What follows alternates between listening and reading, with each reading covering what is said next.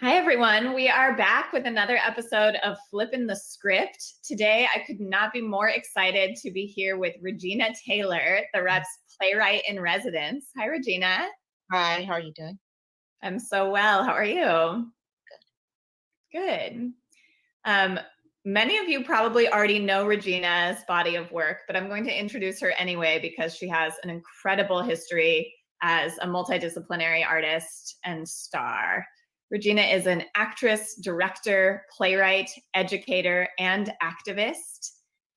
Regina's TV role as Lily Harper in I'll Fly Away received a Golden Globe Award for Best Performance by an Actress, 3 NAACP Image Awards, and 2 Emmy Award nominations. You've probably also seen her on The Unit, in the film Clockers, and most recently in HBO's Lovecraft Country. Regina's playwright credits include Bread, Crowns, Oobla Dee, Drowning Crow, the Trinity River Plays, and Stop Reset. Regina's play Crowns was seen at the Rep a few years back and was a fan favorite, so many of you probably remember that show.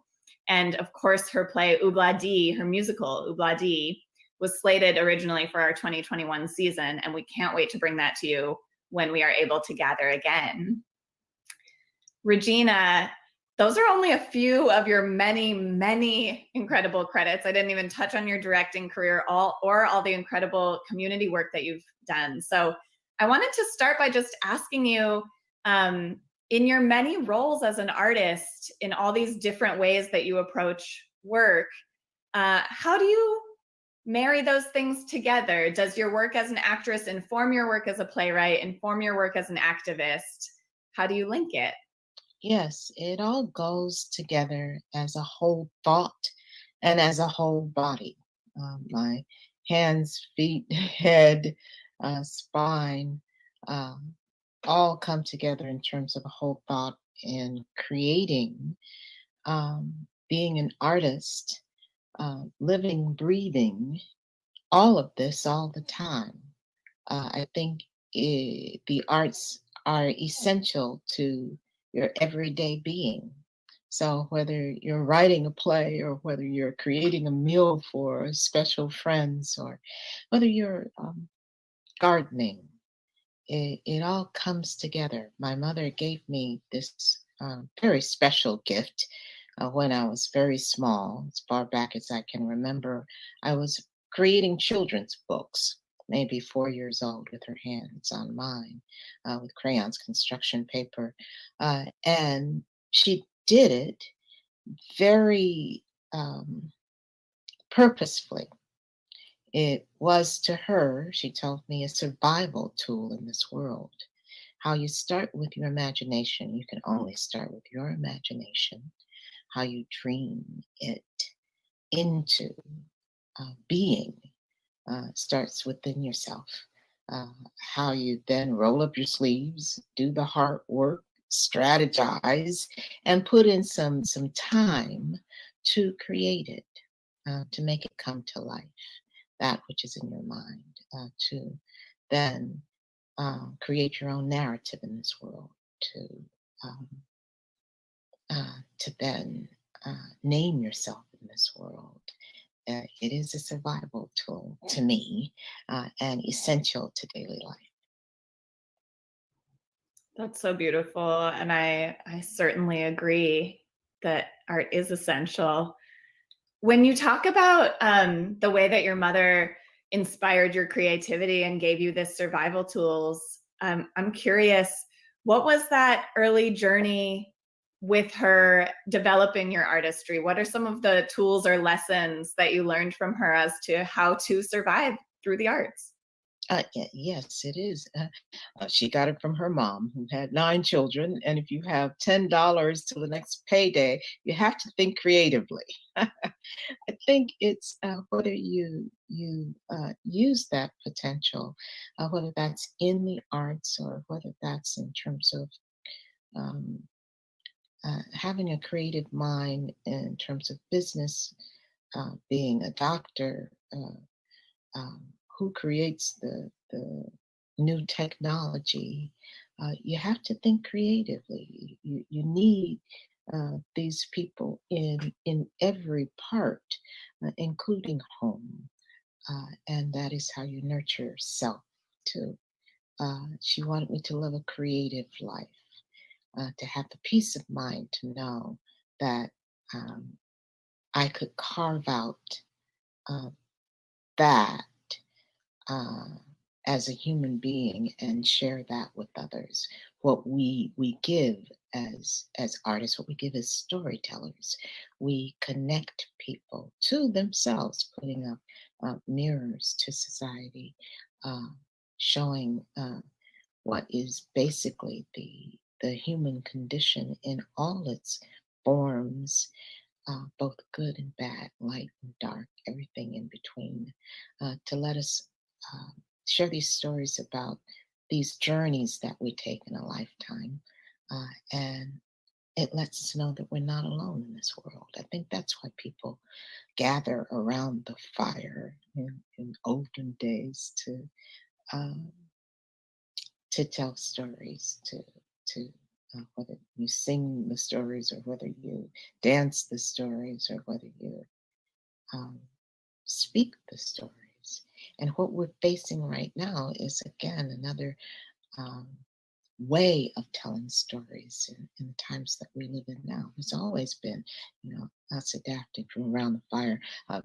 Those people who memorized the stories to share, those were the people who held that, and those who held it literally in their hands when it came to books, and those who could read rather than passing it on by mouth, those who could read, and it then became something that was rather solitary when you could share the stories by books rather than everybody gathering around or passing that mouth to mouth to um, what is our theater? Gathering places for communities to share that exchange line, uh, this reciprocity that happens between um, the the artist, the actor, and witnesses, to radio, to TV, film, podcasts. What are we on right now? Uh, StreamYard. StreamYard, yeah. Yes, Yeah. we are absolutely always adapting in terms of how we connect. And that's where we are right now in terms of theater. We're having to rethink what is our traditional mode of telling stories in terms of theater and redefining what theater is. And I still think it is, whether you're in the same room or um, miles away, across the country, across the world, and on this device. It is how we connect, and I think the challenge is how we meet on the same plane uh, to do that here seems a bit more spiritual in how we do it. We're always challenging ourselves in how we meet, how we're felt, and certainly with the experiences I've had over the last since March, um, that has been true with the different productions I've experienced, I've been a part of since COVID-19 quarantine, and how we as theater makers now are challenged to continue that craft. Been some interesting productions, varied productions, and always that's the essential question. Absolutely. I know this, but our audience might not know that you have not slowed down at all. You've been incredibly busy during this quarantine period. And I've heard some theater makers during this time refer to a pause.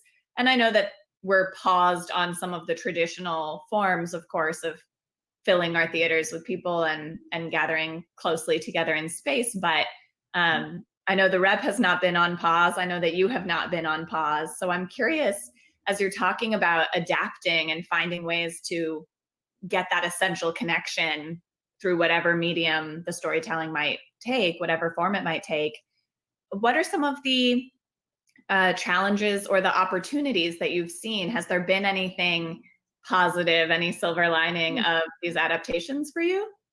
Yes, I think for theaters, both large and small theaters, you have in presenting online an opportunity to expand your audience, expand the opportunity to open your doors to new people uh, in various uh, ways. I find that exciting because we do want to give access. We've been talking about giving access and creating um, new folk, introducing them to the different canons and new pieces. I think this is a great opportunity in this moment in time. And then we find out, when the doors open again, because we're having to learn something new, and we are having the discussion debate as to what is authentic in terms of theater.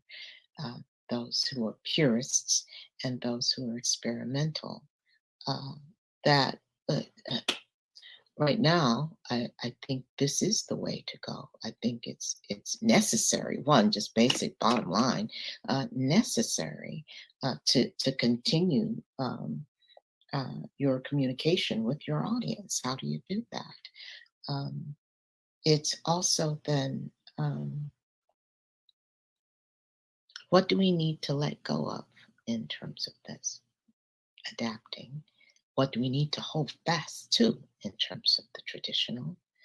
And when the doors open again, I think that these venues, should still be a part of, because we're learning so much uh, about how people are communicating across the board, whether that's it's not a generational thing now, it's everybody.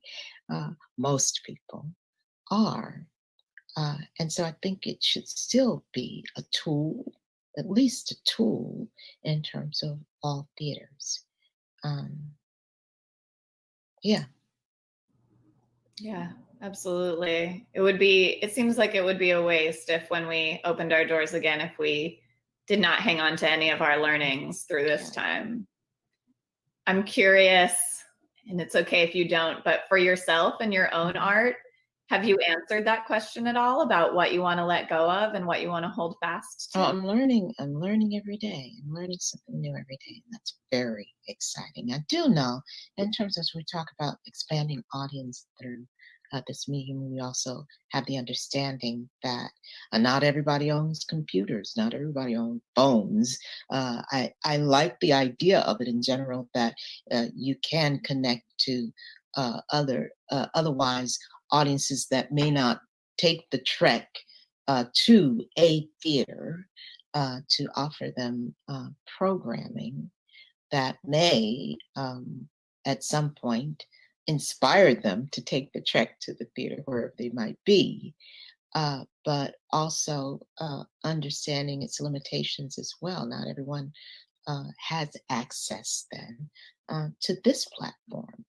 Um, I think, in terms of myself as a storyteller, I I am committed to finding every way, every avenue to get the message out, uh, to get the voices out to witnesses, and for me, that's always been so, and I am used to then jumping from one medium to the other. I feel very comfortable with that and embracing all of it. Yeah, that's beautiful. This residency that you have here at the Rep through the National Playwright Residency Program, funded by the Mellon Foundation, its Yes. mission is about integrating an artist like yourself into the inner workings of an institution, and the shared learnings for the artist in terms of how how institutions make decisions and program and serve our communities, and the learning for us as the institutions about centralizing an artist's voice and really um, following your impulses and your vision, and how that can inform our work in our communities. So I'm wondering what excited you about becoming a resident in St. Louis at the Rep. What do you hope to get out of installing yourself for 3 years with a regional theater like ours? Well, one, um, it was a conversation I was having with Hannah Sharif. We've known each other for years, and I was so excited that she got this position heading theater. So we're talking about that. And then the next thing, we're talking about collaborating together. So I admired her for a long time. I've known her from uh, beginnings in terms of her work in theater. So have followed her. Think she is great and brilliant and passionate. And I think what we need right now in terms of visionary, thinking about how we um, elevate ourselves through theater, how we connect, how we elevate, how we might make change happen, how we ignite, how we inspire. I think she's incredible. So when the opportunity came, was offered to work with her, I said yes immediately. Yes. So I'm looking forward to this residency. I'm looking forward to getting to know the city and its people and its history, its culture, the ground itself, to be inspired by this place um, that is so rich. I'm very excited about that. Well, we're so excited to have you here. As a new St. Louisan myself, I can tell you the city has so much to offer, and I'm thrilled that you'll get to spend time in our communities and that folks will get to know you. Mm. I do want to ask, I know that we're engaged right now on this beautiful project, Love and Kindness in the Time of Quarantine. I'd love to hear a little bit about your inspiration behind that piece and what you've commissioned playwrights, both locally in St. Louis, playwrights and songwriters in St. Louis and nationally, with this beautiful prompt. And what is the idea behind Love and Kindness? Love and kindness came to me during this time since March, uh, trying to figure out how to navigate quarantine, how I felt about that, uh, how it was affecting me and those that I love, those that I know, those that I'm observing. Uh,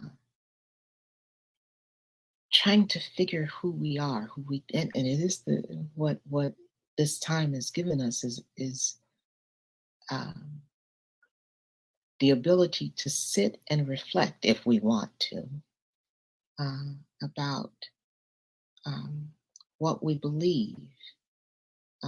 It challenges us in terms of uh, what we thought we knew and how we meet the challenges of the day.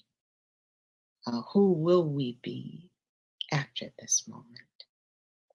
I started thinking about that really deeply and hoping that because there's fear also involved, the fear of the unknown, but also hoping to embrace the unexpected in terms of the possibilities, looking at it in that way. Uh, who are we? Uh, and being met with these challenges, we hope it brings out our best selves. What I was observing was that I didn't see a lot of love and kindness where I expected some love and kindness, uh, and then wonderfully surprised by finding that love and kindness in places that I really didn't think would be in that spot. So I thought, I'm sure a lot of people think the same way, or are being turned around in the same way.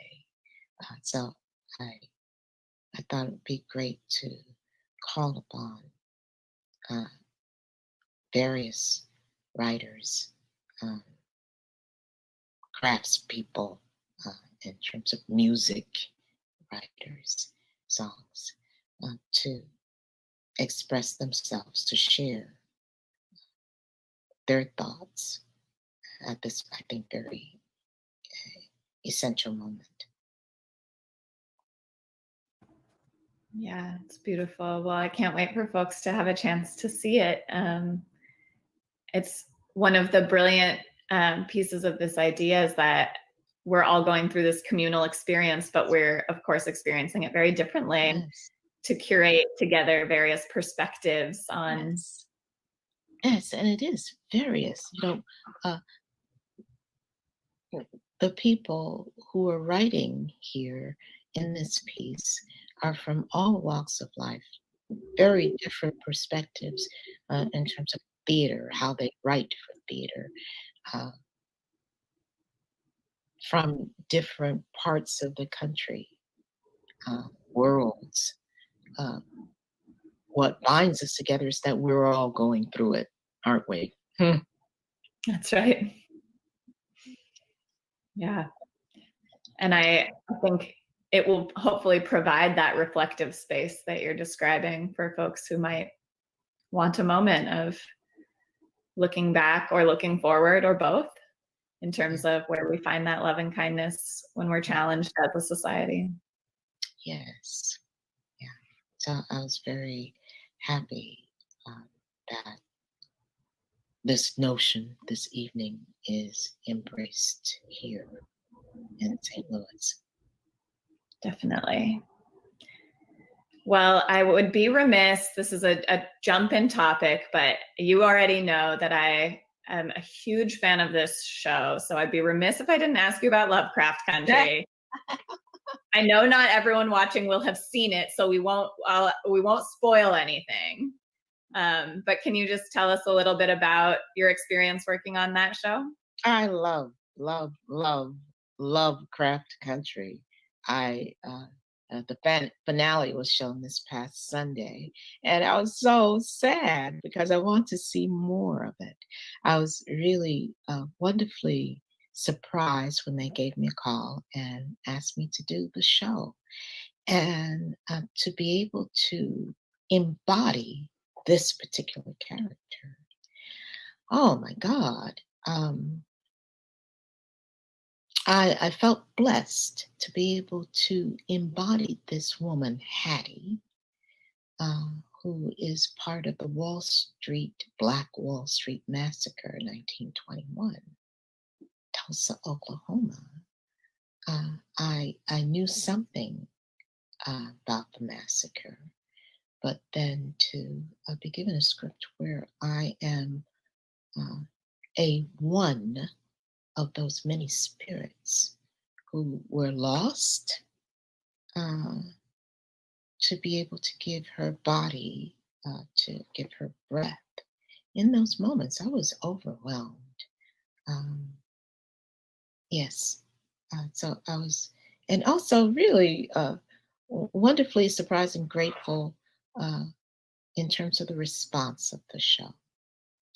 That it did meet people in terms of their imaginations, their minds, and waking people up in terms of a history that not often is spoken on, and that that history is realized in concrete ways through um, the speaking of the names of, of of those ancestors, but also the embodying the spirits of those ancestors. Very powerful. I'm very excited about the show. It takes um, history, what is real, matches it with imagination, fiction, speculation, um, Afrofuturism, into this really rich concoction that is daring, uh, embracing, and brilliant. That is beautifully put, and it's certainly moved me very deeply. In particular, the scenes in Tulsa that your character shows up in. I think that's a history every American needs more exposure to, and I'm very grateful that the show is bringing these stories to life. And I also think it speaks to exactly what you were naming before about the various forms of storytelling and the innovations. I think we're seeing Yes. meeting of various artistic forms in the TV world, in the theater world, in the film Yes. world, in the music world. So Yes, yes. To be an artist at this time, to take in all around us, and um, then fix our particular lens in speaking on it, and to inspire, we hope, conversations that we need to be having together. definitely. There are so many conversations that we're having in St. Louis and at the rep and in the field. And I just can't wait to hear you speak on every single one of those topics. You bring a tremendous wisdom and a really rich experience. So I'm really, really grateful to have you in our artistic family. Thank you. And Thank you. yeah, thank Yeah. you. I feel very fortunate. I feel very blessed to have this opportunity to spend this time. I'm very excited about those things that we can come up together with to meet the communities of St. Louis. Absolutely. Well, we like to close out our episodes of Flippin' the Script with a fun little segment that we call Fun Facts in 60 Seconds. Are you ready? Okay. Okay. I'm going to put 60 seconds on the clock here, and I'm just going to ask you easy, but a series of questions. And we'll get through what we get through. Oh my gosh, where'd my timer go? Okay.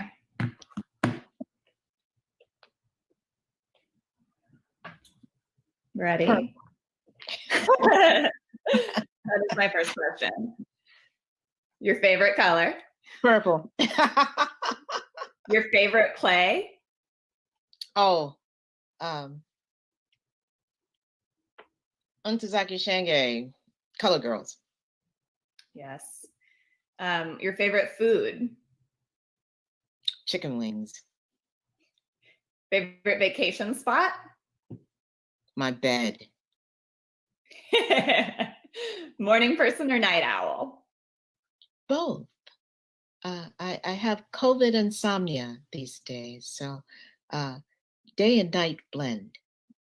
I am with you. Mm. Are you puppies or kittens person? I love both. I've had both puppies and kittens. And now I have a cat by the name of Coltrane. An incredible name. Oh, That is 60 seconds. Regina, it's been such a pleasure to speak with you. Thank you for taking the time with us today. And everyone, please look forward to many more conversations with Regina Taylor, her piece, Love and Kindness in the Time of Quarantine, coming up at the end of November. And Regina, thank you, thank you, thank you. We will talk more with you very soon. thank you so much.